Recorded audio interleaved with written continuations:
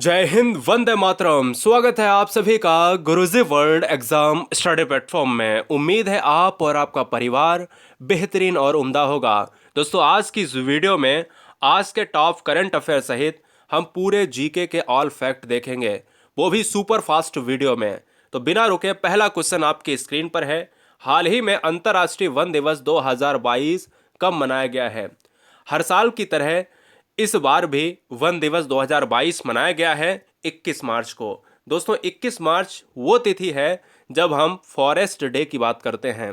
अगर हम वनों की बात की है तो यहाँ से 3 फैक्ट आपको जानने चाहिए कि अगर पूछा जाए कि भारत में ऐसा कौन सा राज्य है जहाँ पर सबसे ज़्यादा पेड़ पाए जाते हैं, जहाँ पर सबसे ज़्यादा वन पाए जाते हैं, वो है मध्य प्रदेश। मध्य प्रदेश वही राज्य है जिसे भारत का हृदय कहा जाता है, यानी इंडियाज हार्ट। अगर क्वेश्चन में एरिया वाइज पूछे तभी मध्य प्रदेश मारना, यानी क्षेत्रफल में सबसे ज्यादा वन मध्य प्रदेश में है, जबकि प्रतिशत के आधार पर मिजोरम में सबसे ज्यादा वन पाए जाते हैं। अगर ये गलती से ये भी पूछ दे कि पृथ्वी पर कितने प्रतिशत वन होने चाहिए, मिनिमम 33% वन जो है पर्यावरण संतुलन के लिए होने चाहिए। अगला क्वेश्चन, हर साल 22 मार्च को विश्व स्तर पर क्या मनाया जाता है? आप सभी को ये 4 फैक्ट जानने चाहिए जो एग्जाम में सबसे ज़्यादा धूम मचाते हैं। यदि आपको वाकई में जीके और करंट अफेयर मात्र 10 से 15 मिनट के अंदर कवर करनी है तो चैनल को हर बहन, हर भाई, हर गृहिणी ईमानदारी से सब्सक्राइब करें। सुबह 6 बजे ये वीडियो आपको मिलती है। हर साल 22 मार्च को दोस्तों हम जल दिवस मनाते हैं, वो भी विश्व जल दिवस के रूप में। आपको हम बता दें, ये जितने भी ऑप्शन 4 दिख रहे हैं, एक वन दिवस, एक गौरैया दिवस, एक महिला दिवस और एक जल दिवस, तो इनको भी हम देख लेते हैं कि भाई विश्व जल दिवस मनाया जाता है 22 मार्च को, वन दिवस मनाते हैं 21 मार्च को, अभी हमने जाना पहले वाले क्वेश्चन में। गौरैया दिवस अभी हाल ही में गुजरा है 20 मार्च को। महिला दिवस दोस्तों 8 मार्च को मनाते हैं।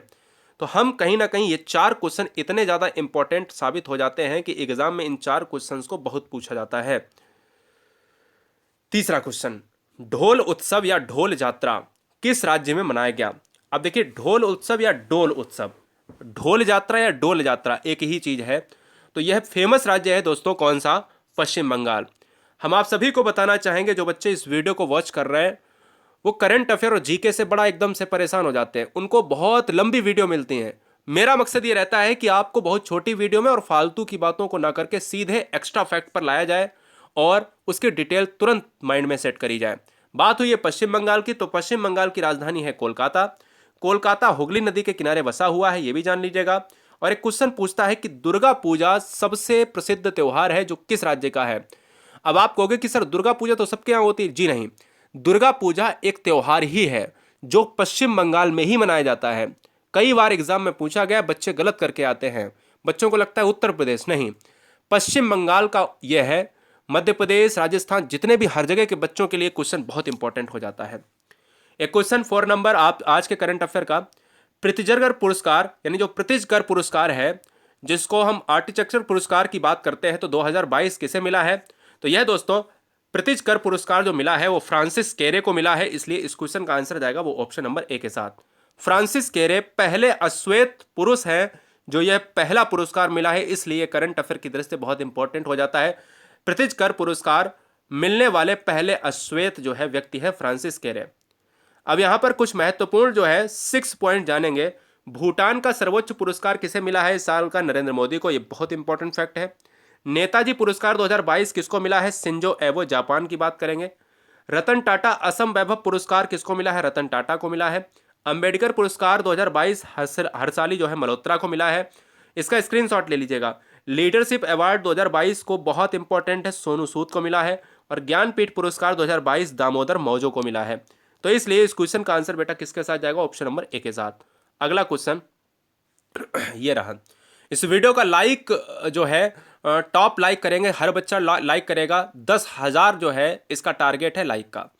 और पीडीएफ आपको गुरुजी वर्ल्ड के टेलीग्राम पर मिल जाएगी सुबह ही सुबह 2 घंटे बाद, इस वीडियो के अपलोड होने के 2 घंटे बाद। URUJI स्पेस WORD, यानी 6 बजे अगर ये वीडियो अपलोड होती है सुबह तो 8 बजे पीडीएफ मिल जाएगी, ठीक है।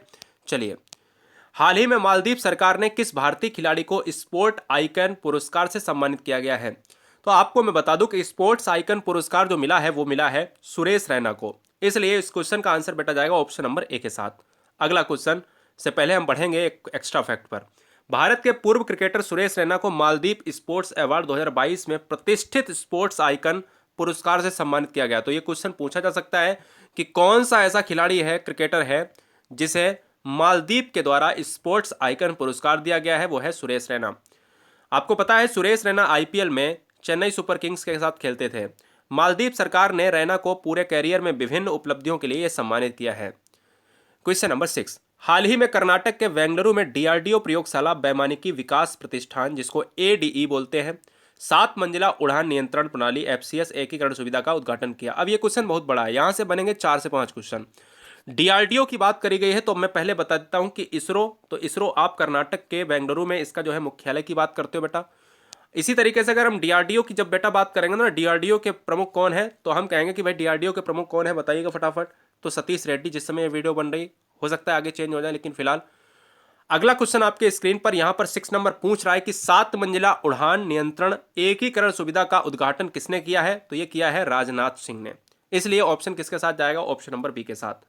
हाल ही में ड्रोन आधारित खनिज अन्वेषण, अन्वेषण का मतलब होता है खोज, इन्वेंशन, ड्रोन आधारित, ड्रोन के द्वारा खनिजों का अन्वेषण करना, खनिजों की खुदाई करना, उसके लिए एनएमडीसी ने किसके साथ समझौता किया है, तो वो किया है आईआईटी खड़गपुर के साथ। इसलिए इस क्वेश्चन को बहुत इंपॉर्टेंट तरीके से नोट किया जाए, क्योंकि यह टेक्निकल क्वेश्चन है और टेक्निकल विभाग से जुड़ा हुआ है।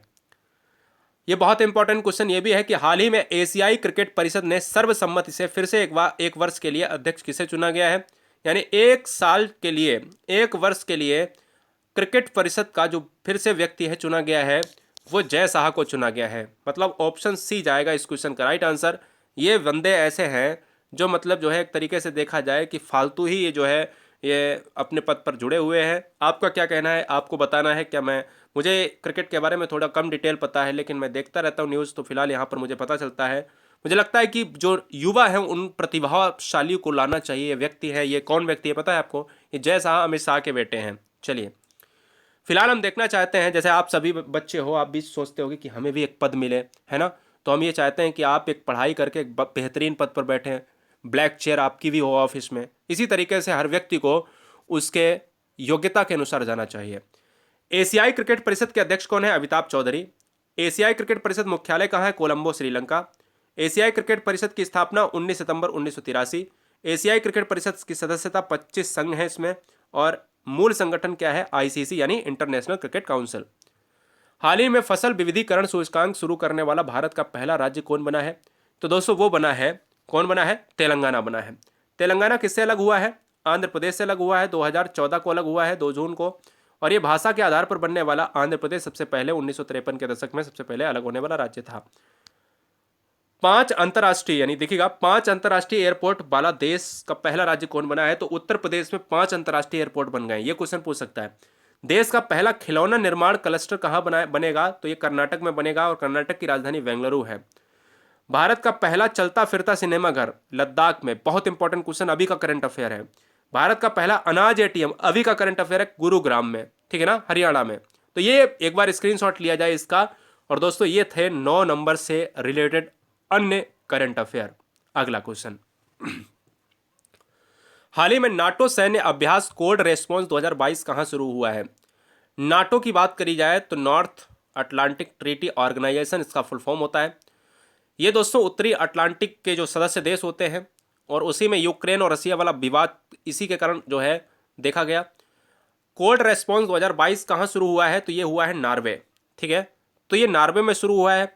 अच्छा, यहाँ पर अगर हम बात करें नॉर्वे की, तो नॉर्वे किसका पार्ट है, ये आपको एक बार हमें कमेंट करना पड़ेगा, यानी किस जो है महाद्वीप का पार्ट है। नाटो प्रमुख की बात करेंगे, जेंस स्टोलनबर्ग हैं। ये बहुत ज़्यादा विवादित हैं और इसको जानना चाहिए। नाटो की स्थापना 1949 में हुई थी, वाशिंगटन डीसी में जो है इसका मुख्यालय है, ठीक है ना। वो नाटो का मुख्यालय है ब्रुसेल्स बेल्जियम में है, और स्थापना कहाँ पर हुई थी, वाशिंगटन डीसी में। ये क्वेश्चन बहुत पूछा जाता है। जिस तरीके से हम बात करते हैं WHO का जो फुल फॉर्म होता है वर्ल्ड हेल्थ ऑर्गेनाइजेशन होता है, और इसी तरीके से WMO का मौसम संगठन है, इसी तरीके से WTO वर्ल्ड ट्रेड ऑर्गेनाइजेशन है, व्यापार संगठन है, इन सभी का मुख्यालय जिनेवा में है। इसी तरीके से नाटो का कहाँ पर है, ब्रुसेल्स बेल्जियम में है। हाल ही में 2022 स्पोर्ट स्टार एसेस अवार्ड्स में किसे स्पोर्ट्समैन ऑफ द ईयर चुना गया है, तो यह क्वेश्चन कई ज़्यादा गुना इंपॉर्टेंट साबित होगा। क्यों, क्योंकि इनका नाम पास्ट में इतना ज़्यादा करंट अफेयर में रहा है और आज तक इतना ज़्यादा सर्च करने वाला नाम है गूगल पर नीरज चोपड़ा। इन्हें दोस्तों यहां पर जेवलिन थ्रो के लिए जाना जाता है और ओलंपिक में इन्होंने गोल्ड जीता है। स्पोर्ट स्टार एसएस अवार्ड्स में स्पोर्ट्समैन ऑफ द ईयर चुना गया है। किसे चुना गया है? नीरज चोपड़ा साहब को। टोक्यो ओलंपिक स्वर्ण पदक विजेता नीरज चोपड़ा ने 2022 स्पोर्ट्स स्टार एसएस अवार्ड्स में प्रतिष्ठित sports star of the year पुरुष पुरस्कार जीता है। तो ये क्वेश्चन फैक्ट नहीं, very very most important fact बनता है। टोक्यो ओलंपिक में रजत पदक जीतने वाली भारोत्तोलक मीराबाई जो चानू हैं, यानी जो भार उठाती हैं, उस मीराबाई चानू लड़की को क्या मिला है? एक ऐसी फीमेल कैंडिडेट है जिसने भारत को एक बहुत ऊंचाइयों पर पहुंचाया है। तो उस फीमेल के लिए दोस्तों अगर मैं बात करूं तो यहां पर क्वेश्चन दो बनते हैं कि अगर मेल में पूछा जाए तो आप नीरज चोपड़ा याद रखिए, और फीमेल में कौन सा जो है, कौन व्यक्ति है, कौन जो है इसमें फीमेल कैंडिडेट आएगी, तो वो मीराबाई चानू जी आएंगी। ठीक है, ये बात आपको याद रखनी है। तो नीरज चोपड़ा मेल में और फीमेल में मीराबाई चानू। हाल ही में किस देश द्वारा यूक्रेन के लिए 800 मिलियन यूएसडी का मतलब समझते हो? डॉलर। 800 मिलियन यूएसडी की नई सैन्य सहायता घोषित करी गई है, घोषणा करी गई है। तो ये करी गई है वाइडेन के द्वारा। अमेरिका के राष्ट्रपति प्रेसिडेंट है मिस्टर वाइडेन। प्रेसिडेंट जो अमेरिका का होता है वो 4 साल के लिए नियुक्त होता है और भारत के लिए जो होता है वो 5 साल का इसका कार्यकाल होता है। अमेरिका में एक व्यक्ति 2 बार मैक्सिमम बन सकता है और भारत में कोई लिमिट नहीं है, एक व्यक्ति कितनी भी बार बन सकता है। फिलहाल इस क्वेश्चन का आंसर बी जाएगा। इससे जुड़े फैक्ट देख लेते हैं कि Ketanji brown Jackson America supreme court की पहली महिला ऐसी हैं जो अश्वेत जज बनी हैं। क्योंकि अमेरिका में अगर कोई अश्वेत, यानी हम लोग की बात करें जो गोरे नहीं हैं, ठीक है ना, अश्वेत महिला अगर जज बनती है तो ये कई इंपॉर्टेंट फैक्ट को लेकर आता है। एग्जाम में बहुत इंपॉर्टेंट फैक्ट बनेगा। जिस तरीके से बराक ओबामा अमेरिका के अश्वेत राष्ट्रपति बने थे, पहले अश्वेत राष्ट्रपति। अंतर्राष्ट्रीय आईपी सूचकांक में यूएसए शीर्ष पर रहा है। यूनिकॉर्न कंपनियों के मामले में अमेरिका शीर्ष पर रहा है, ये बहुत इंपॉर्टेंट फैक्ट है। ठीक है ना। पूर्व राष्ट्रपति ने अपना खुद का social media app truth social launch किया है। विदेश मंत्री एंटनी ब्लिंकन है। अगला, हाल ही में नीवा कार्यक्रम को शुरू करने वाला पहला राज्य कौन बना है? नीवा कार्यक्रम का मतलब है, नीवा देखिएगा, ये इसका लोगो है। वन नेशन वन एप्लीकेशन हम जानेंगे। अच्छा, 18 क्वेश्चन के बाद हमने जीके के 20 क्वेश्चन लिए हैं वन लाइनर में, सुपर फास्ट में देखेंगे 5 मिनट के अंदर। तो ये राज्य है दोस्तों नागालैंड। अब ये नीवा क्या है तो हम बता देते हैं कि नागालैंड विधानसभा पेपरलेस बनाने के लिए, मतलब जो है पेपरलेस, पेपर नहीं यूज करेगी, इसलिए नागालैंड ने ये सोचा है कि इस कार्यक्रम को लॉन्च किया जाए। तो पेपरलेस बनाने के लिए इसको लागू किया है। अच्छा, नीवा का फुल फॉर्म क्या होता है? नेशनल ई विधान एप्लीकेशन, है ना। तो ये इस क्वेश्चन का राइट आंसर बेटा जाएगा ऑप्शन नंबर बी के साथ। नागालैंड की राजधानी क्या है? कोहिमा है, ये भी आपको याद रखनी है। अगला, हाल ही में पुतुल उत्सव का आयोजन कहां पर हुआ है? पुतुल उत्सव का आयोजन कहां हुआ है? तो देखिएगा, पुतुल उत्सव का आयोजन हुआ है नई दिल्ली में। अब ये पुतुल उत्सव जो है क्यों मनाया जाता है? पुतुल उत्सव एक भारत की कठपुतली परंपरा है। कठपुतली आपने देखा होगा, काठ की, लकड़ियों की, कागज़ की, जो रंगारंग कार्यक्रम होते हैं मंच पर, उनसे जुड़ा हुआ एक आयोजन है। और इस बार जो है ये 5 जगह पर मनाया जा रहा है, नई दिल्ली, बनारस, उड़ीसा, त्रिपुरा, हैदराबाद में। ठीक है ना। तो ये 5 जगह जो है 5 प्लेस, आपको 5 प्लेस इन इंडिया की बात अगर हम करेंगे दोस्तों, तो ये दोस्तों आपको याद रखने हैं पुतुल उत्सव के। और पुतुल उत्सव का मतलब बता दिया, काठ की लकड़ियों से बनने वाली जो कठपुतलियाँ हैं उनसे संबंधित एक रंगारंग कार्यक्रम होता है, जो पारंपरिक एक शैली है। हाल ही में FI बहरीन ग्रांड प्रिक्स 2022 का खिताब किसने जीता है? तो ये जीता है चार्ल्स लेक्लर ने। Very very most important. कई बच्चे इसको लुइस हैमिल्टन मार के चले आते हैं, इसलिए इस क्वेश्चन को रखना बेहद इंपॉर्टेंट है। हाल ही में किस राज्य ने 20 मार्च को पखाल दिवस के रूप में मनाया है? पखाल का मतलब होता है बेटा खान पान से जुड़ा हुआ एक ऐसा सिस्टम जो उस राज्य की पारंपरिक दृष्टि से खाद्य से जुड़ी चीज़ों को ऊंचाइयों पर लाती है। खाने पीने का एक अत्याधुनिक ऐसा पॉइंट जो उस राज्य को सर्वोच्च शिखर पर ले जाता है। तो उस राज्य का नाम है उड़ीसा। ठीक है ना। भितरकनिका राष्ट्रीय उद्यान कहाँ पर है? उड़ीसा में है। चिल्का झील कहाँ पर है? उड़ीसा में है। हाल ही में किसने 8वीं बार एशियाई बिलियर्ड्स खिताब जीता है? 8वीं बार एशियाई बिलियर्ड्स खिताब जीतने वाला कौन बंदा है? वो है पंकज अडवाणी। अगर क्वेश्चन में ये पूछा जाए कल को कि पंकज अडवाणी किससे संबंधित है, तो वो बिलियर्ड्स से संबंधित है। भारतीय जो है व्यक्ति पंकज अडवाणी, जो जिसे कहा जाता है भारतीय क्विस्ट, तो पंकज अडवाणी ने 19वीं एशियाई 100 यूपी बिलियर्ड्स चैंपियनशिप 2022 में ध्रुव सीतवाला को हराकर अपना 8वां खिताब जीता है, और यह दोहा कतर में आयोजित किया गया है, क्योंकि इसकी राजधानी क्या है?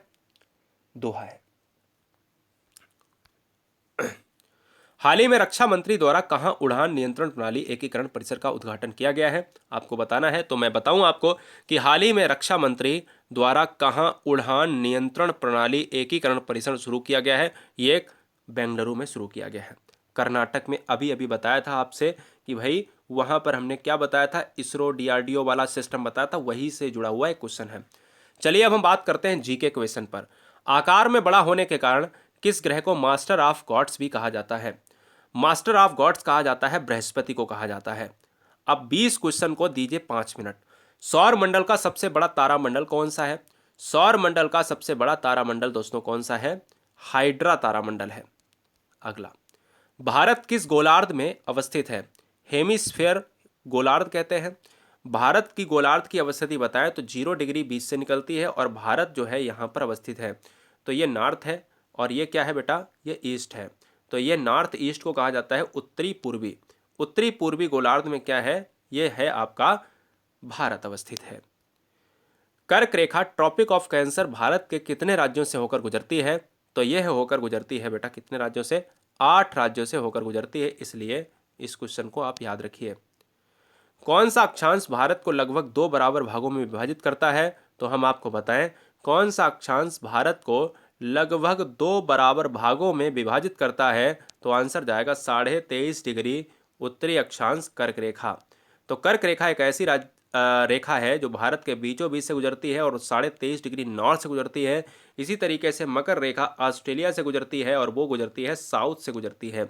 अगला, भारत का एकमात्र जिला कौन सा है जिसकी सीमा 4 राज्यों को स्पर्श करती हैं? एकमात्र जिला है सोनभद्र, उत्तर प्रदेश। भारत का एकमात्र जिला है जो 4 राज्यों की सीमाओं से स्पर्श होता है। उत्तर प्रदेश का एक ऐसा जिला है सोनभद्र, जो खनन के मामले में काफ़ी आगे है। खनिज पदार्थ बहुत मात्रा में मिलते हैं। सीमेंट से लेके बहुत ऐसे उद्योग हैं जहाँ पर आप सोनभद्र को लाते हैं। म्यांमार की सर्वाधिक सीमा किस भारतीय राज्य को स्पर्श करती है? तो वो करती है अरुणाचल प्रदेश को। अरुणाचल प्रदेश की राजधानी क्या है बेटा? अरुणाचल प्रदेश की राजधानी है ईटानगर। अरुणाचल प्रदेश की अगर मैं बात करूं तो यहाँ पर एक इसको नेफा नगर के नाम से जानते हैं। नेफा नगर इसका पुराना नाम हुआ करता था। और अरुणाचल प्रदेश में कौन सा राष्ट्रीय उद्यान है? क्या बेटा नामदफा राष्ट्रीय उद्यान है? एक बार हमें कमेंट करके बताइएगा। अगला क्वेश्चन, इसके साथ ही साथ ब्रह्मपुत्र नदी भी अरुणाचल प्रदेश में सबसे पहले प्रवेश करती है। जनसंख्या की दृष्टि से भारत का विश्व में कौन सा स्थान है? क्षेत्रफल की दृष्टि से भारत का 7वां स्थान है क्या? और जनसंख्या की दृष्टि से अगर भारत का पूछा जाता है दूसरा, एक बार जल्दी से कमेंट कीजिएगा। बहुत सिंपल सा क्वेश्चन पूछा है कि क्षेत्रफल की दृष्टि से भारत का कौन सा स्थान है? भारत श्रीलंका से किस जल संधि के द्वारा पृथक होता है, अलग होता है? आपको बताना है। तो हम ये बात करेंगे पाक जलमंडल, यानी जो पाक स्टेट है दोस्तों, इससे ही क्या होता है? अलग होता है। कौन सा भारतीय राज्य 3 ओर से बांग्लादेश की सीमा से घिरा हुआ है? जरा दिमाग लगाइएगा। तो इस क्वेश्चन का जो आंसर जाएगा वो जाएगा बेटा त्रिपुरा के साथ। कि त्रिपुरा की राजधानी आपको कमेंट करनी है कि अगरतला हो जाएगी। पहले पहले जल्दी से कमेंट करो, दिमाग में एकदम से आना चाहिए। तो त्रिपुरा एक ऐसा राज्य है जो तीनों तरफ से जो है घिरा हुआ है बांग्लादेश से। नर्मदा एवं ताप्ती नदियों के मध्य कौन सी पर्वत श्रृंखला है? दिमाग लगाओ, ऑप्शन नहीं देता हूँ इसीलिए क्योंकि थोड़ा सा दिमाग आप लगा सकते हो। तो नर्मदा और ताप्ती नदियों के मध्य सतपुड़ा श्रेणी है, ठीक है ना, और ये पड़ता है मध्य प्रदेश पार्ट में। भारतीय उपमहाद्वीप मूलतः किस भूभाग का एक भाग था? तो आप सभी जानते हो कि गोंडवाना लैंड की जब बात करते हैं तो गोंडवाना लैंड और लॉरेशिया की बात करी गई है ना। तो हम ये कह सकते हैं कि अंगारा लैंड और गोंडवाना लैंड 2 पार्ट अलग अलग हुए, जिसमें गोंडवाना लैंड एक भारत का हिस्सा कहीं ना कहीं लेकर आया। पृथ्वी के सर्वाधिक निकटतम तारा कौन सा है? तो पृथ्वी के सर्वाधिक निकटतम तारा जो है वो है सूर्य है, क्योंकि तारा पूछा है, ग्रह नहीं पूछा है। आप लोगों का दिमाग एकदम से बुध पे गया होगा, मुझे पता है, क्योंकि तारा बेटा कैसे बुध हो सकता है? वो तो ग्रह है, और ग्रह कैसे हो सकता है? जबकि तारा जो है पूरे ब्रह्मांड का एक तारा सूर्य है, और सूर्य सबसे समीप तारा है, सबसे छोटा तारा माना जाता है। ब्रह्मांड का सबसे छोटा तारा, सबसे न्यूएस्ट जो है स्टार सूर्य ही है। और याद रखिएगा कि ये सूर्य जो है हाइड्रोजन और हीलियम से मिलकर बना है। ठीक है। ओरियन तारामंडल को अन्य किस नाम से जाना जाता है? तो ओरियन तारामंडल को हंटर के नाम से जाना जाता है। हिमालय की नवीनतम पर्वत श्रृंखला कौन सी मानी जाती है? तो हिमालय की नवीनतम पर्वत श्रृंखला है शिवालिक। ठीक है ना। इलायची की पहाड़ियाँ यानी कार्डमम की पहाड़ियाँ किन राज्यों के मध्य जो है सीमा बनाती हैं? तो आपको मैं बता दूं, केरल और तमिलनाडु को ये अलग करने वाली जो पहाड़ी है इसका नाम है कार्डमम पहाड़ी, कार्डमम रेंज यानी इलायची की पहाड़ियाँ। कुल्लू घाटी किन पर्वत श्रेणियों के मध्य स्थित है? कुल्लू घाटी जो है किन पर्वत श्रेणियों के मध्य स्थित है बेटा? तो ये है धौलाधर पीर पंजाल। ठीक है। नाथुला दर्रा किस राज्य में अवस्थित है? बताइए, दिमाग लगाइएगा कि नाथुला दर्रा जो है किस राज्य में अवस्थित है? तो यह है सिक्किम राज्य में। सिक्किम की राजधानी गंगटोक। महाराष्ट्र एवं कर्नाटक के मध्य स्थित पश्चिमी घाट को किस नाम से जाना जाता है? महाराष्ट्र एवं कर्नाटक के मध्य स्थित पश्चिमी घाट को जाना जाता है बेटा कोंकण तट के नाम से, है ना, कोंकण तट।